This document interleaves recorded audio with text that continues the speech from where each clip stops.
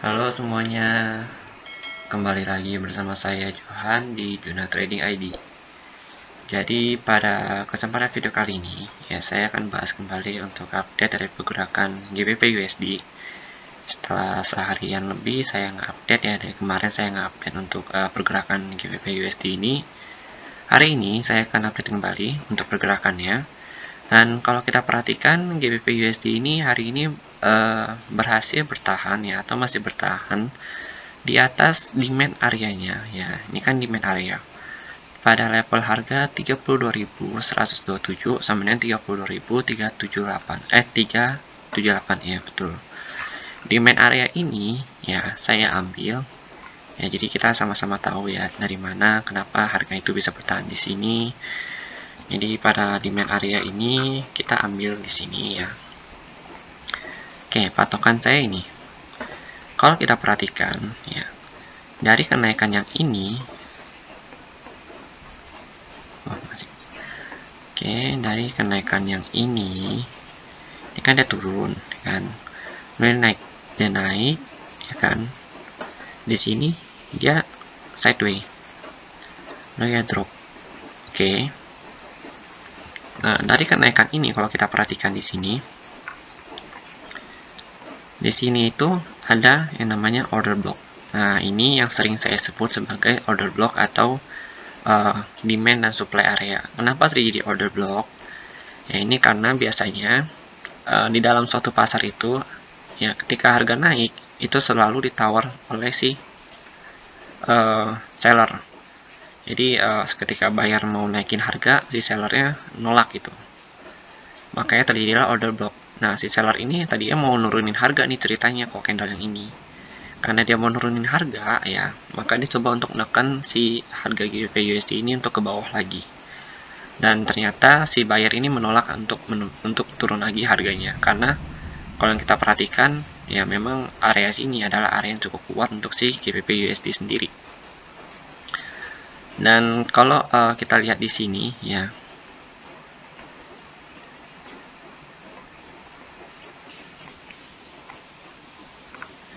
nah ini adalah area yang menopang ya pergerakan dari GBP USD atau kenaikan dari GBP USD. Ya, kita bisa lihat di sini dengan jelas. Ya, terjadi order block ya di sini. Lalu kita lihat lagi.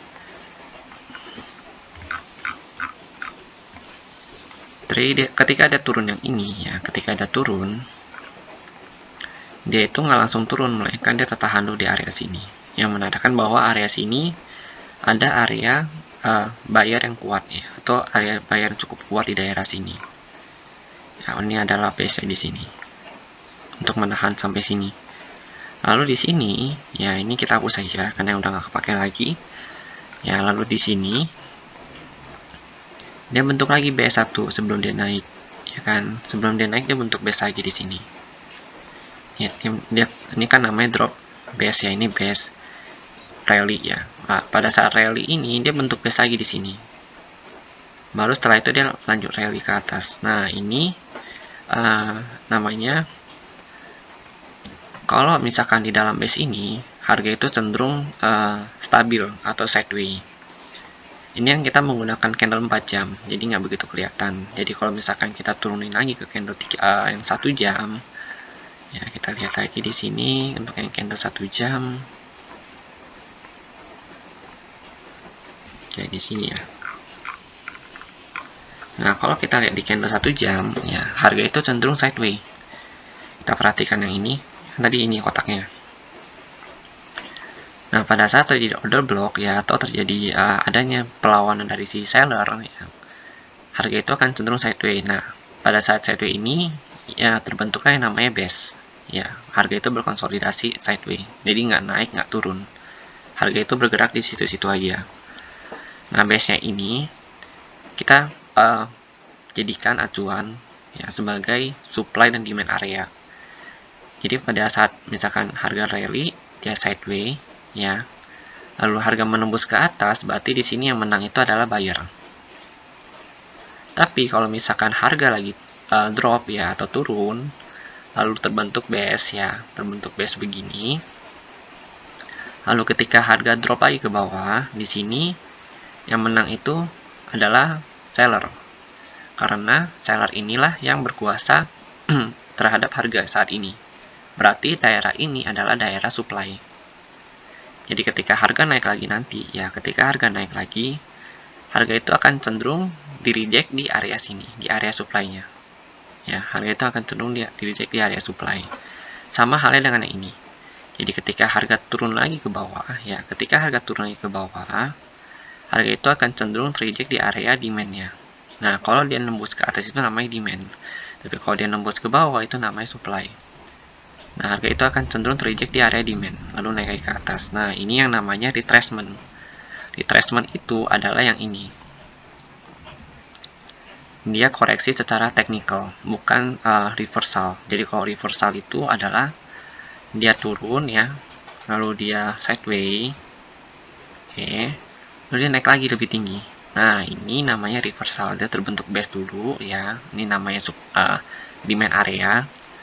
Nah, pada saat dia sudah selesai untuk melakukan sideways atau harga sudah selesai tawar-menawar di pasar, maka akan terjadilah yang namanya ketidakseimbangan harga. Nah, ketidakseimbangan harga inilah yang membuat harga itu bergerak turun atau naik. Nah, ini namanya pola reversal. Ini namanya drop, base, rally. Nah, ada lagi. Ini kan untuk reversal ke naik ke atas. Nah, sedangkan untuk reversal naik ke bawah, dari atas turun ke bawah itu, harga sedang rally. Lalu sini tercipta base ya. Tercipta base, lalu dia turun lebih jauh. Nah, base ini yang kita sebut, area konsolidasi ini ya, atau keseimbangan harga ini yang kita sebut sebagai base area atau sebagai supply area, karena di sini yang menang itu seller, kalau yang ini menang itu buyer ya. Jadi setiap ada base ya, setiap harga itu sideways, ketika harga itu menembusnya baik itu ke atas atau ke bawah, kita perhatikan kalau misalkan dia tembus ke atas, maka yang menang itu adalah buyer. Berarti kita asumsikan daerah situ sebagai demand areanya. Tapi kalau dia nembus ke bawah, itu berarti seller yang menang. Berarti itu kita bisa sebut sebagai supply areanya. Oke, paham sampai sini?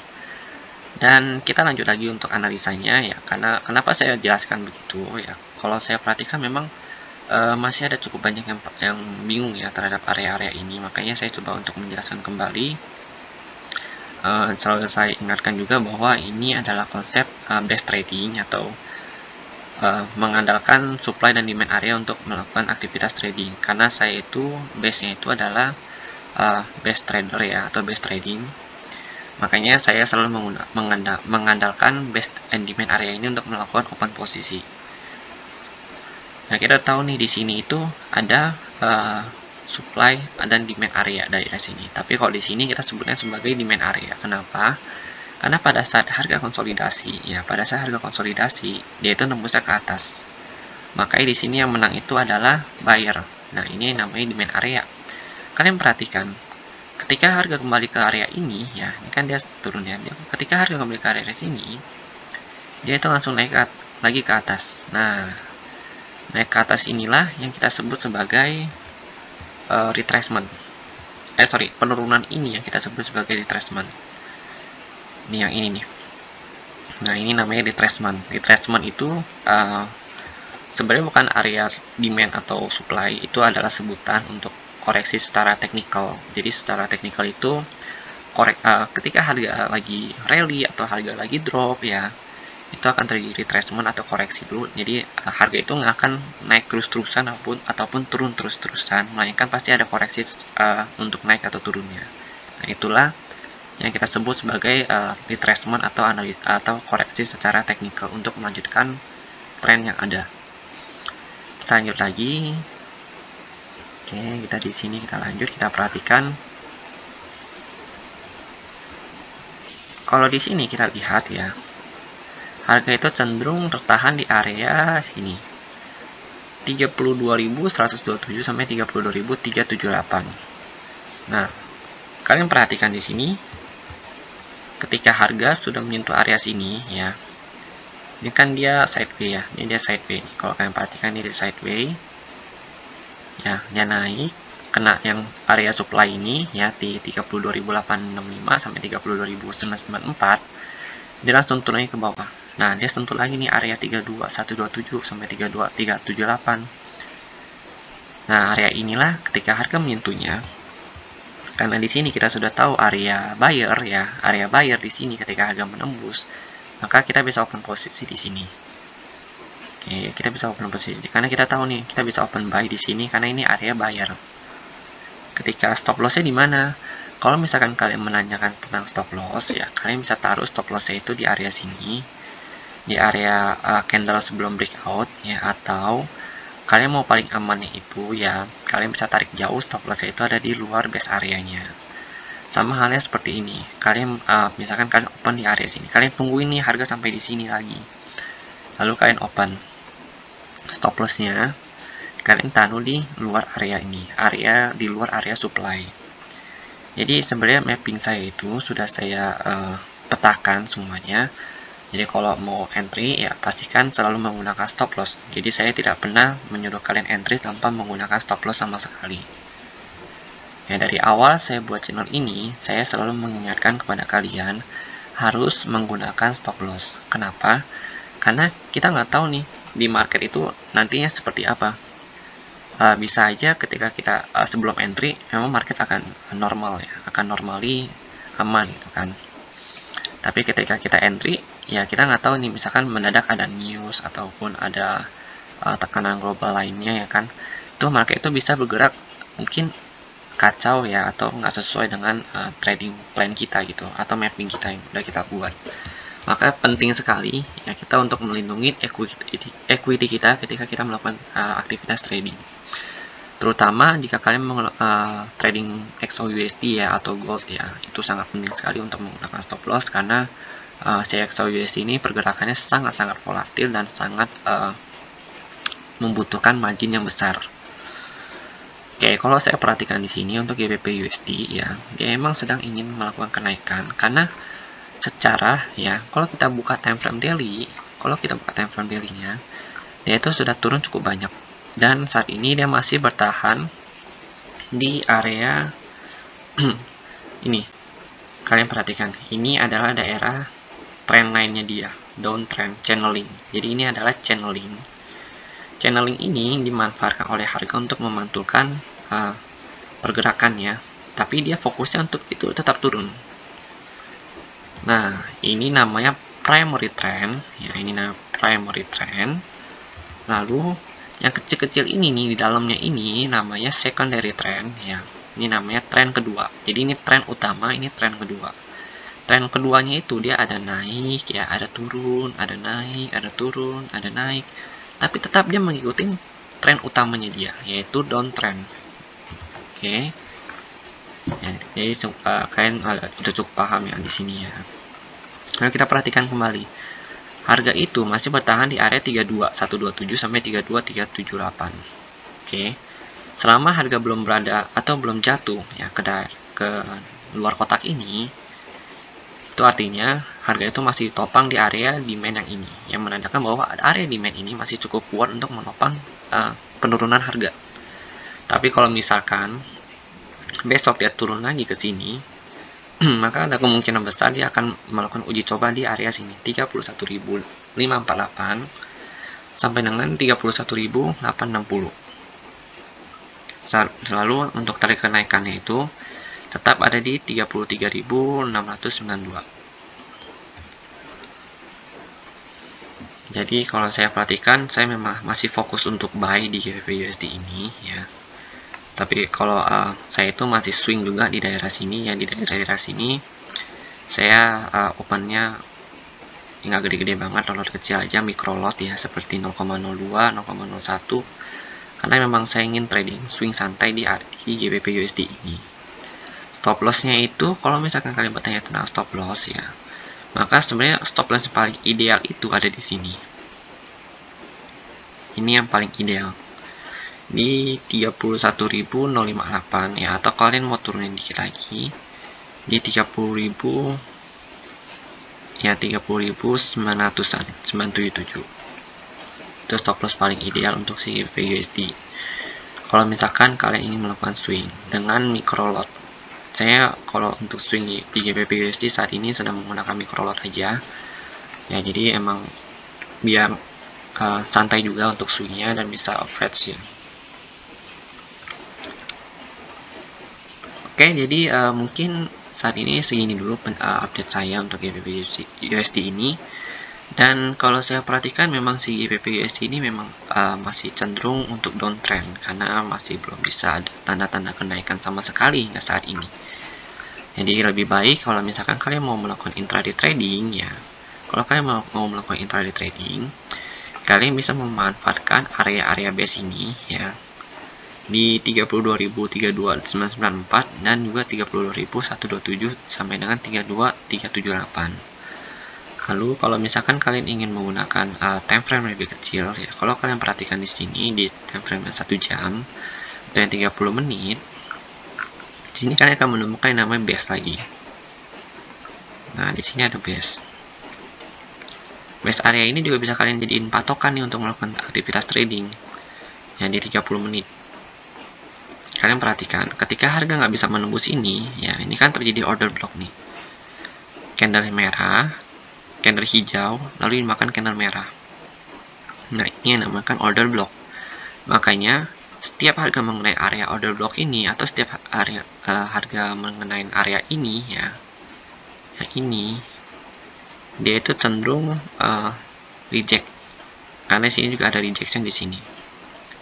Nah, kalau udah begini, kalian misalkan kalian berpikir gini, kalau misalkan saya open sell di sini, ya, jadi kalian harus memikirkan dulu exitnya itu gimana,